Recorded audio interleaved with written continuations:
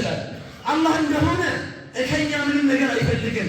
እኛ ላይ ግን ነጥብ ይዟል አላህ። ወላሂ ነገ አማመላ አላህ ፊት እንዴት መልስ እንደምናገኝ አናውቅም።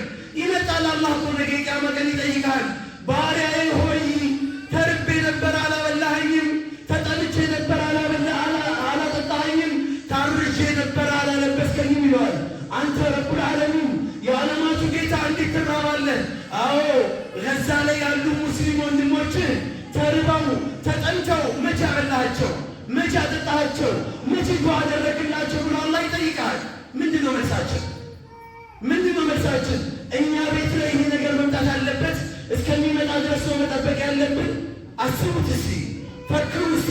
ትናንትና ዛሬ ላይ ቤት ላይ የራስህ ቤት ገንዘብ ያወጣበት የደከምክበት የለፋበት ቤት አንድ ሰው መጣና ተሰጥቶ ከሌላ ሀገር ላይ ይህ አካል መጥቶ ጥገኝነት ስጠኝ እባክህ ማደሪያ የለኝም ምበላ የለኝም ማለት አንተ በየዋህነት አስጠጋኸው፣ 5 ሳንቲም ሳታስከፍለው ምግብህን አበላኸው፣ ፍራሽህን ለቀቅለት።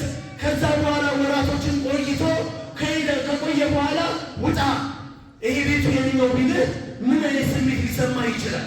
ከዛ በኋላ ሰዎች ተሰብስበው ይሄ ቤት ያንተ ነው ወይስ አይደለም ብለው ስለ አንተ ሲሰበሰቡ ምን ያህል ያማል?